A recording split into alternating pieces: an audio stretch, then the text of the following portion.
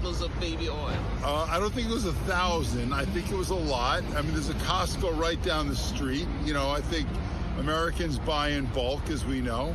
Just consensual adults doing what consensual adults do. Yo, check this out. Diddy just got arrested, and it turns out one of his iconic lyrics might be way more literal than anyone thought. Imagine finding 1,000 bottles of baby oil in his house, like enough to fill a whole aquarium. What's the deal with all that lube? And will this baby oil get him all the trouble? Now, before we get into it, imagine Diddy, the man behind some of the biggest hits in hip-hop, getting busted by the feds and the jaw-dropping stuff they found in his crib. We're talking about a stash of 1,000 bottles of lubricant. Yeah, you heard that right, 1,000. Now, think about this. Each bottle holds 12 fluid ounces, and when you add that all up, it's almost enough to fill a 100-gallon fish tank. Just picture that for a second. Seriously, why does a music giant need enough lube to set up a mini water park? It's a real head-scratcher. If you break it down, those 1,000 bottles equal about 93 gallons of lube. Alright, so here's where things get even crazier. When Diddy's house was searched and they found all these bottles of lubricant and baby oil, his lawyer came in with a defense that has everyone talking.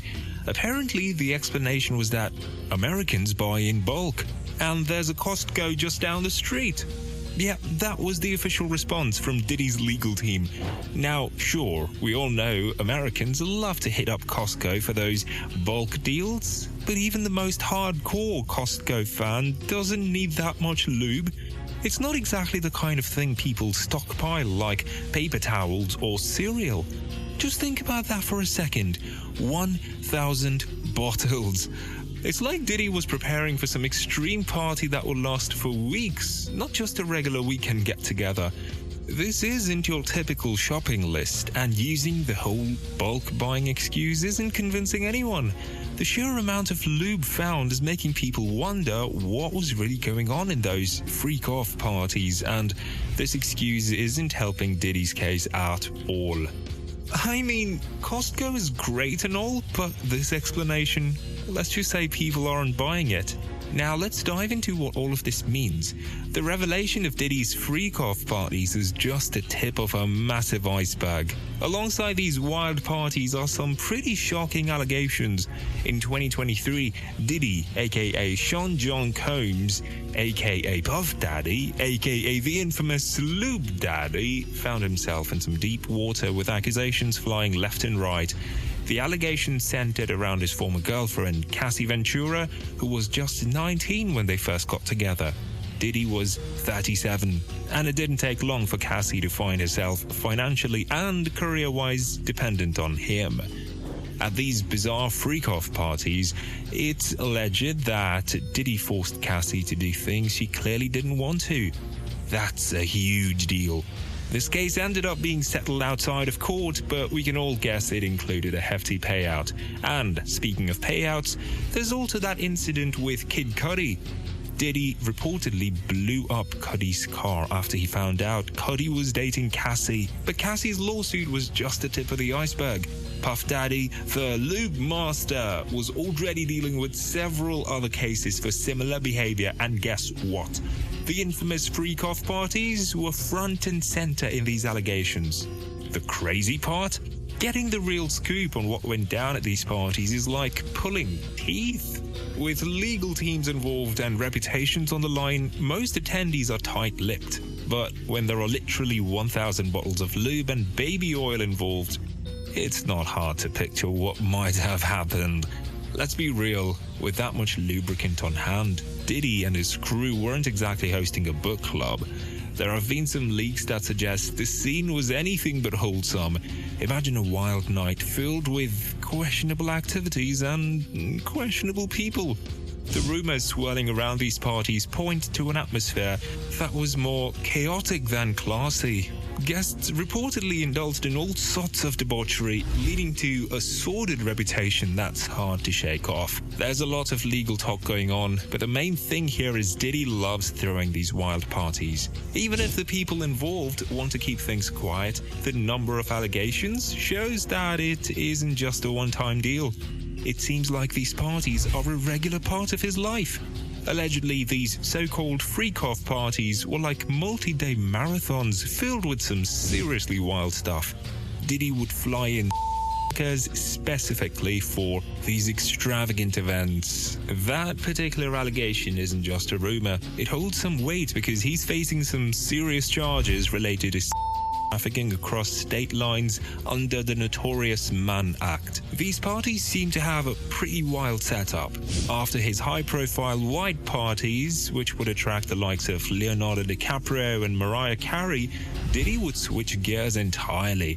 The A-listers would head home, and then he'd roll out the red carpet for a select group of friends to experience a different kind of shindig. Michael Kaplan from the New York Post was one of the first to report on these freaky gatherings, shedding light on how Diddy allegedly operated. According to the report, Diddy would invite women he was managing or those he had met at various adult clubs. It's been said that he'd also bring in workers to ensure things got really out of hand. Diddy had a knack for using his influence to manipulate the situation. Allegedly, he would use drugs, money, or his power over these women's careers to pressure them into participating in the festivities, making it tough for them to say no. But it doesn't stop there. Once the parties wrapped up, things would take a dark turn. To ensure silence from those who attended, he reportedly had a disturbing tactic, using video footage captured during these events as a means of blackmail.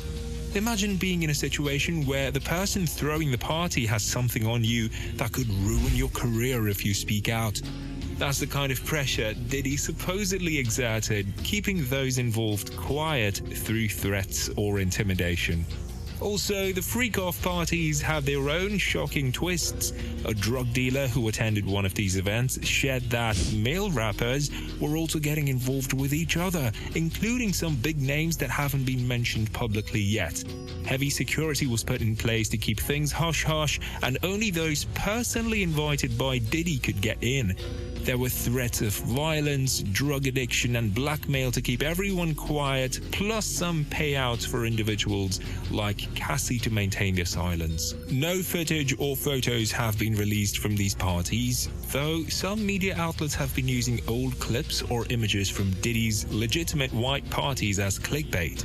Rumors have floated around suggesting that celebrities like Kevin Hart, Leonardo DiCaprio, and Beyoncé attended these infamous parties. But let's be real, those claims are pretty shaky, mainly relying on photos and videos of them at legitimate white parties. As of now, Diddy is sitting in the Metropolitan Detention Center after being labeled a flight risk. Back in March, when federal raids were happening at his homes, he made a quick getaway to Antigua in his private plane. After a little reflection, he decided to come back, but then his bail requests were denied.